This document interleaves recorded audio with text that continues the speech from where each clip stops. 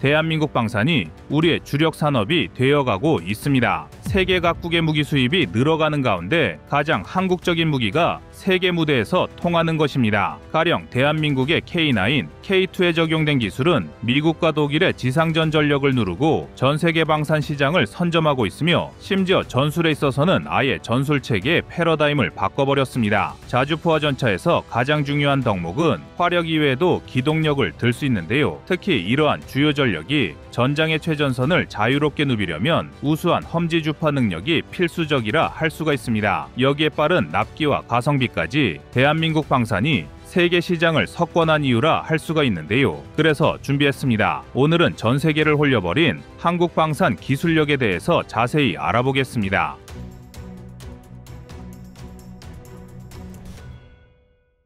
글로벌 자주포 시장에서 대한민국 K9의 위상은 수치로 증명되고 있습니다. 확실히 세계 점유율 70%라는 수치가 허투루 나올 수 있는 기록은 아닐 텐데요. 그러나 이렇게 눈에 뻔히 보이는 결과에도 불구하고 일각에는 다른 주장도 존재합니다. 운 좋게도 현대궤도형 자주포 중에 K9과 경쟁할 만한 마땅한 대상이 없다는 것입니다. 냉전 종료 후 전 세계적인 군축 기조와 군의 현대화로 한국처럼 자주포에 집착하는 나라가 없다는 건데요. 그렇다 보니 K9이 빈집털이식 독점에 성공했다는 것이 이들의 주장입니다. 참 대꾸할 가치가 있나 싶은 주장인데요. K9은 개발 과정 자체가 기적의 연속이라 불러도 좋을 만큼 당대 최고의 초격차 기술들이 접목된 총알라 할 수 있습니다. K9은 155mm 52 구경장을 사용하는 CNU-18 곡사포인데요. 구경장이란 포의 길이를 나타내는 말로 155mm 52 구경장이란 지름 155mm의 포구가 52개 늘어설 수 있는 길이의 포신을 갖고 있다는 의미입니다. 서방 세계 기준으로 155mm 52 구경장을 탑재한 궤도형 자주포는 한국의 K9, 독일의 펜저 하우비츠 2000 정도가 고작일 정도로 어려운 기술인데요. 심지어 미국의 M109, A6 팔라딘조차도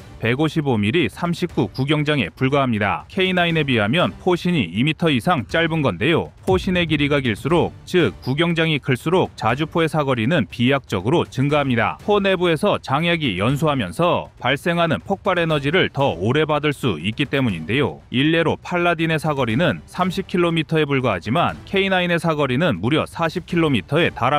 하지만 그렇다고 무작정 포신을 늘릴 수는 없는데요. 당연한 얘기지만 포신이 길수록 진동과 휘어짐 등의 문제가 발생하기 쉬워집니다. 총악을 다투는 전장에서 이는 굉장히 심각한 문제인데요. 포신이 휘어질 때마다 새로운 부품으로 바꿀 수도 없는 노릇이고 무엇보다 쏠 때마다 명중률이 달라지는 화포는 최악이라는 말도 아깝습니다. 중량도 문제인데요. K9을 예로 들면 전투 중량이 무려 47톤이나 나가지만 여기서 포신이 차지하는 비중이 1톤 이상입니다. 여기에 포탑 중량까지 합치면 10톤을 훌쩍 넘게 되는데요. 그럼에도 불구하고 K9의 최대 속도는 시속 67km에 달합니다. 34톤의 팔라딘의 최대 속도가 시속 61km 남짓에 불과하다는 걸 감안하면 K9이 얼마나 빠른지 알 수 있는 대목인데요. 하지만 이렇게 우월한 성능을 갖추기까지가 절대 쉽지 않았습니다. 1989년 K9 초기 설계 당시 우리 기술진들은 국내 기술로 52 구경장 신형 자주포를 개발하자는 원대한 목표를 세웠는데요. 하지만 이때만 하더라도 세계 최고의 기술력이라 여겨지던 독일조차 펜저 하우비츠 2000용 52 구경장 주포를 개발 중이었습니다. 한마디로 참고할 사례가 어디에도 없던 건데요. 애초에 설계 단계부터 세계 정상을 목표로 잡은 만큼 맨 땅에 헤딩을 시작해야 되는 상황이었습니다. 혹자는 이를 보고 아직 걷지도 못하는 어린아이가 뛸 생각부터 했던 것이라 표현할 정도인데요. 이는 어쩔 수 없는 선택이기도 했습니다. 한국에 비해 5,000문 이상 많은 북한의 포병 전력을 극복하기 위해서는 질적인 우세를 점령해야만 했는데요. 그러나 당시 우리 연구진이 얻을 수 있는 자료라고는 155mm 52 구경장 포신의 표준치를 마련하기 위해 미국, 영국, 독일, 이탈리아 등 4개국이 규정한 탄도 협정이 전부였습니다. 게다가 이 협정에 나온 정보라고는 약실 최적, 그러니까 약실의 부피를 3,556 세제곱센티미터로 규정한다는 내용이 전부였는데요. 오죽했으면 개발에 참여한 선임연구원조차 규정에 적힌 자료를 활용해 최소한의 안전 설계조차 가능한지 막막할 뿐이었다고 밝힐 정도였습니다. 그도 그럴 게 우리 연구진들은 3556 세제곱센티미터라는 단 하나의 단서를 가지고 약실의 직경, 기울기 등을 바꿔가며 무한한 시험을 통해 최적의 설계를 도출해 내야 했습니다. 또 어찌어찌 포신을 만들었어도 안정화가 문제였습니다. 수많은 계산과 시행착오를 거쳐 결국 33LB라는 포강내 압력을 설계 기준으로 잡을 수 있었지만 막상 수행한 실험에서는 강내 압력이 예상치를 훨씬 웃돌았기 때문인데요. 쉽게 말해 포신만 만들면 끝나는 게 아니라 압력을 견뎌야 하는 포미 장치와 장전 장치 등 포신이 포함된 무장 전체를 전부 개발해야만 한다는 얘기입니다. 또 52구경장의 포신 구동에 따른 하중 변화량은 K55에 사용된 39구경장의 2배가 넘었는데요. 이를 해결하기 위해 우리 연구진들은 이론 모델을 산출하고 모사 실험을 통해 극복했습니다. 하지만 이 과정이 절대 쉽지는 않았는데요. 이외에도 수많은 우여곡절을 겪어야 했고 외국의 기술 견제는 물론 심지어 폭발 사고가 일어나 인명피해가 발생하기까지 했습니다. 하지만 중요한 것은 결국 해냈다는 것입니다. 무수한 도전 끝에 수백, 수천 번 깨져나가면서 세계에서 두 번째로 신기술에 성공해낸 건데요. 이것도 모자라 명중률에 직접적인 영향을 주는 포탑 정밀 제어 기술을 독자 개발하는 데까지 성공했고 기준 오차 범위를 1mm 이하로 줄일 수 있었습니다. 이 덕에 K9의 명중률은 무려 90%에 달하는데요. 사거리, 화력, 명중률 뭐 하나 모자란 곳이 없으니 전 세계가 K9을 도입할 수밖에 없는 것입니다. K9급으로 우수한 자주포를 만들기에는 시간도 예산도 실력도 모두 부족하다는 걸 깨달은 것인데요. 이처럼 K9 자주포에는 개발 당시에도 그리고 지금 이 순간에도 최첨단이라고 부를 수밖에 없는 기술이 총집합되어 있습니다. 마치 우크라이나 전쟁의 발발과 함께 주목받는 듯 싶지만 사실 한국의 군사기술력은 이미 K9을 개발 중이던 1980년대부터 세계를 선도하고 있었는데요. 단지 지금부터 그 성과가 객관적인 지표로 드러나기 시작한 것입니다. 심지어 여기서 끝이 아닙니다. 대한민국은 전 세계에서 유일한 기술을 보유한 나라이기도 한데요. 이 중에서도 K2 흑표는 독보적인 성능을 자랑합니다. 바로 세계 최초로 K2에 적용된 반능동 유기압식 ISU 현수장치 덕분입니다. 현수장치란 차체의 진동을 제어해주는 서스펜션을 말하는데요. ISU는 초고압의 유압 서스펜션을 실시간으로 제어해서 어떤 험지라도 K2가 기동할 수 있도록 차체의 움직임을 최적화해줍니다. 이로 인해 기존 해외 전차들이 긴봉 형태의 토션바를 현수장치로 채택해서 스프링의 비틀림 특성만 활용한 데 비해 K2의 ISU는 더욱 다양한 스프링 특성을 활용해서 전차의 주행성을 크게 높일 수 있는데요. ISU의 유무를 쉽게 비유하자면 스프링 서스펜션을 보유한 차량과 능동형 전자제어, 서스펜션을 보유한 차량의 승차감 차이나 마찬가지입니다. 게다가 ISU의 장점은 단순히 주행 안전성과 승차감뿐만이 아닌데요. 유압 실린더를 이용해 차고와 차체 자세를 제어할 수 있기 때문에 주포의 부양각을 더욱 확보할 수 있게 되었고 이는 곧 목표물 조준 능력과 명중률 상승으로 나타났습니다. 이른바 무릎 꿇기로 알려진 움직임이며 이렇게 차체를 자유롭게 움직일 수 있는 전차는 K2 흑표가 세계에서 유일합니다. 여기에 대한민국은 이 ISU 기술을 레드백 장갑차에도 적용하면서 기술력을 증명했는데요. 그 결과 레드백은 K21보다 더욱 육중한 무게임에도 불구하고 훨씬 안정적인 주행 성능을 확보하게 되었고 이에 따라 호주, 폴란드 등 해외 방산 시장에서 독보적인 우위를 차지할 수 있게 되었습니다. 이제 왜 K2가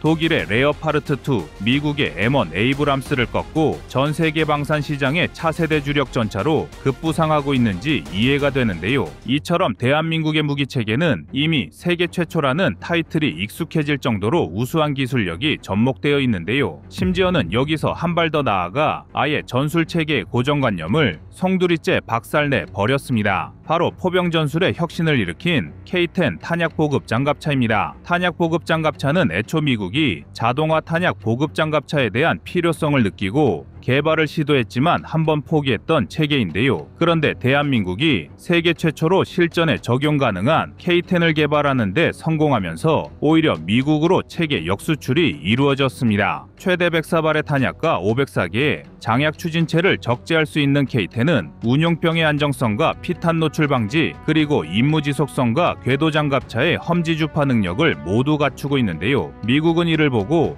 포병 전술의 패러다임을 바꿨다라고 평가하고 있습니다. 그도 그럴 게 K-10이 개발되기 전까지만 하더라도 전 세계가 사용하는 포탄 운반 수단은 트럭이 전부였습니다. 하지만 트럭 운반의 경우 유폭의 위험성이 매우 높을 뿐만 아니라 적재 과정 또한 굉장한 중노동이라 병력의 피로도가 급증하는 문제가 있었는데요. 그러나 K-10의 등장 이후 트럭 적재 시간 대비 4분의 1에 불과한 30분 정도면 적재가 끝나는 것은 물론 분당 12발의 포탄을 자동으로 보급하는 게 가능해졌습니다. 또한 장갑차의 높은 방어력으로 인해 생존성을 크게 증가시킨 것은 물론 K9을 따라 어디든 이동할 수 있는 궤도 차량의 기동력까지 확보하게 되었습니다. 이 덕에 K9 자주포의 전투 지속 능력은 사실상 무한해졌는데요. 더군다나 K10은 K9과 대한민국의 우수한 포탄, 장약까지 함께하는 패키지의 실현까지 이루어냈습니다. 다시 말해 K9을 도입하는 나라는 K10을 함께 도입함으로써 포병 전술 체계 수준 자체를 한 단계 업그레이드할 수 있게 된 건데요. 이처럼 대한민국의 무기 체계는 단순히 공격력과 방어력에만 치우친 게 아니라 다른 나라는 도저히 따라올 수 없는 디테일로 전 세계 방산 시장을 공략하고 있습니다. 특히 한국, 미국, 독일처럼 기술력에 있어 정점을 찍은 나라일수록 이 디테일의 차이가 결정적으로 작용하고 있는데요. 방산 시장에서 대한민국의 기술력은 점점 더 주목받을 것입니다.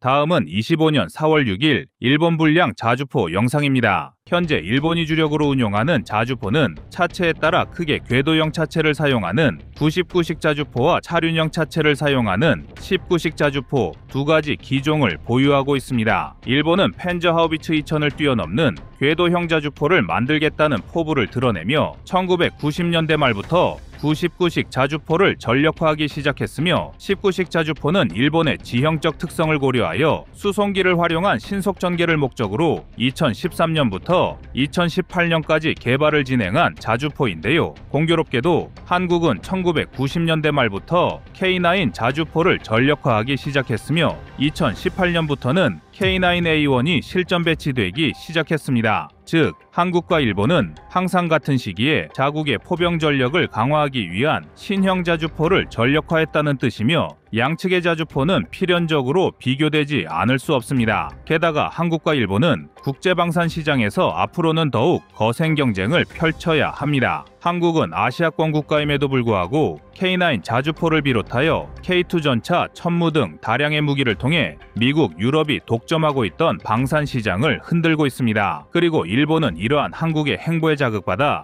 무기 수출 3원칙을 방위 장비 이전 3원칙으로 개정하며 방산 시장에서 영향력을 확대하기 위해 노력하고 있습니다. 그러나 일본이 아무리 발버둥쳐도 지상 전력에서만큼은 절대로 한국을 따라올 수 없습니다. 사실상 일본의 주력 자주포를 모두 합쳐도 한국의 K9을 따라오는 것이 불가능할 정도로 한국과 일본의 격차는 매우 큰 상황인데요. 일본은 99식 자주포와 19식 자주포에 모두 155mm 52구경장 포신을 탑재하였습니다. 포신의 구경과 길이만 놓고 보면 K9과 동일하지만 최대 사거리는 무려 20km나 차이납니다. 일본은 사거리 연장탄을 사용해도 99식과 19식 모두 최대 사거리가 40km에 불과하지만 한국은 K315 포탄을 사용하면 55km, K333 포탄을 사용하면 60km 수준의 사거리를 확보할 수 있습니다. 특히 K333 포탄이 대량 생산 체제에 돌입하며 본격적으로 실전 배치에 착수했다는 점은 한국과 일본의 자주포 기술력을 단적으로 보여주는 사례입니다.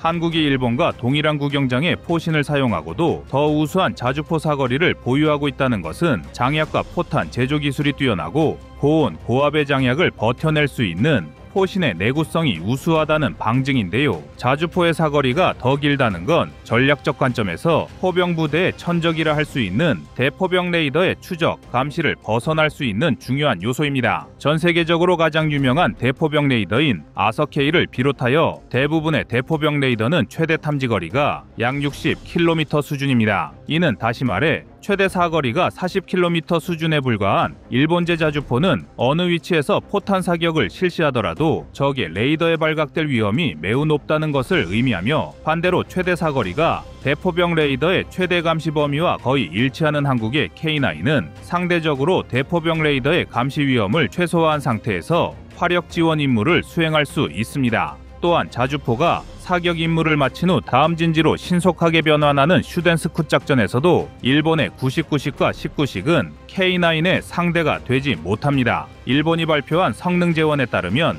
99식과 19식 자주포는 방열부터 사격 후 진지 변환까지 60초 만에 가능합니다. 일본은 이를 엄청난 장점인 것처럼 홍보하고 있는데요. 그러나 한국의 K9 자주포는 동일한 임무를 수행하는 데 있어 채 50초를 넘기지 않는 성능을 보유하고 있습니다. 혹자는 이러한 성능 차이를 두고 고작 10초 차이라고 넘길 수도 있지만 포병 전술을 자세히 들여다보면 절대 작은 차이가 아닙니다. 통상적으로 최신 대포병 레이더의 표적 탐지 시간은 10초 내외로 형성됩니다. 즉, 자주포가 포탄을 발사하고 진지를 변환하여 적의 추적을 피하는데 걸리는 시간 차이가 10초 이상 벌어진다는 건 그만큼 적의 반격에 노출될 위험이 현저히 증가한다는 것을 의미합니다. 현대전장에선 각종 레이더와 감시 자산의 발전으로 인해 후방 화력을 담당하는 포병조차도 고작 1, 2초의 차이로 병력들의 생사가 갈리는 만큼 K9이 일본제 자주포와 비교하여 가지는 전술적 우위는 명확합니다. 또한 포병부대의 작전 지속 지원에 가장 큰 영향을 미치는 포탄 적재량도 일본은 한국보다 열세인데요. 한국의 K9 자주포는 48발의 포탄을 적재할 수 있지만 일본의 99식 자주포는 30발 수준의 포탄을 적재할 수 있으며 19식 자주포는 충격적이게도 제대로 된 포탄 적재가 불가능합니다. 차륜형 자주포가 궤도형 자주포에 비해 포탄 적재량이 적은 경우가 많긴 하지만 19식 자주포는 지나치게 경량화에 초점을 맞춘 나머지 제대로 된 포탄 적재 공간을 확보하지 못했습니다. 그리고 이러한 포탄 적재량의 차이는 포병부대의 임무 지속 능력에 많은 영향을 미칩니다. 설령 각 자주포가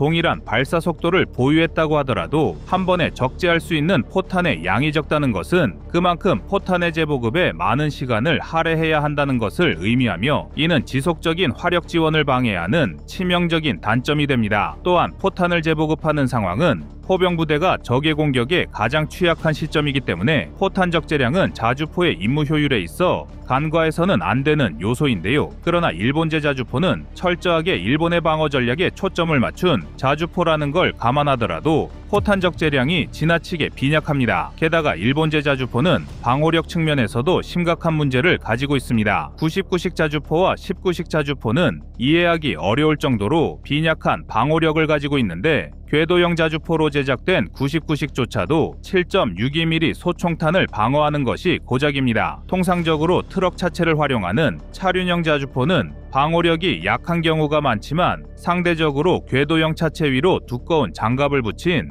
궤도형 자주포는 소총탄 이상의 방호력을 갖추는 것이 기본입니다. 한국의 K9은 구소련과 동구권에서 주로 사용해온 14.5mm 중기관총을 완전히 방어할 수 있으며 10m 거리의 152mm 고폭탄 파편에 대한 방어 능력도 갖추고 있는데요. 소총탄조차 방어가 어려운 99식 자주포와 고폭탄에 대한 방어까지 고려한 K9의 방어력 차이는 매우 크다고 할 수 있습니다. 자주포가 비록 전차처럼 적의 공격을 정면으로 받아내며 임무를 수행하는 무기체계는 아니지만 적과의 대화력전 상황에서도 일정 수준의 고폭탄 파편을 막아낼 수 있는 K9과 소총탄을 간신히 방어하는 99식 자주포의 전술적 가치 차이는 매우 크다고 할 수 있습니다. 여기에 더욱 충격적인 건 19식 자주포는 제대로 된 탑승 공간조차 갖춰지지 않았다는 것입니다. 19식 자주포에서 임무를 수행하는 일부 병력은 차체 중앙에 위치한 간이 의자에 탑승해야 하는데 해당 공간은 병력 보호를 위한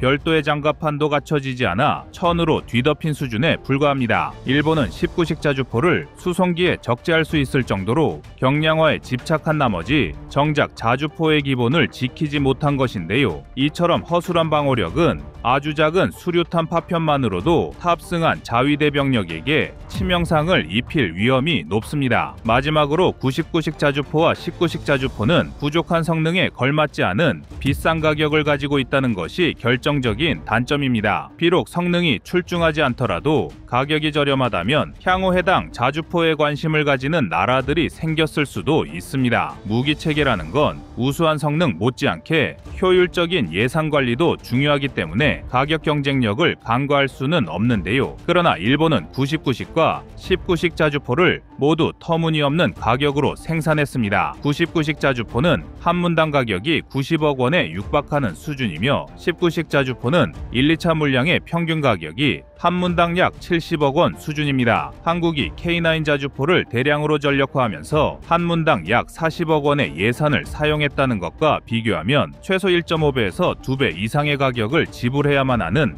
일본제 자주포의 가격이 얼마나 납득하기 어려운지 더 쉽게 알 수 있습니다. 비단 자주포뿐만 아니라 낮은 성능의 과도한 금액의 무기를 도입하는 것은 일본 방산의 고질적인 문제라 할 수 있는데요. 이처럼 일본이 주력으로 운용하고 있는 99식 자주포와 19식 자주포는 사거리, 작전 지속 지원, 방호력, 가격까지 모두 한국의 K9을 넘볼 수 없습니다. 일본은 해마다 방위산업 분야에서 해외 진출 속도를 높이고 있습니다. 호위함과 잠수함을 비롯한 해군 무기 체계에선 일본이 가진 장점을 무시할 수 없으며 전투기 분야에서도 일본의 항공 소재 기술은 한국이 배워야 할 부분도 분명히 있습니다. 그러나 여전히 자주포로 대표되는 지상전력에서만큼은 일본이 감히 한국을 넘볼 수 없을 정도로 한국이 상당히 앞서 나가고 있습니다. 하지만 그렇다고 해서 방심은 금물인데요. 앞으로도 한국과 일본은 아시아의 방산강국 자리를 두고 계속해서 경쟁 구도를 형성할 확률이 매우 높습니다. 따라서 우리 대한민국은 자주포와 전차 등 일본보다 앞선 분야의 장점을 계속해서 발전시킴과 동시에 다양한 분야에서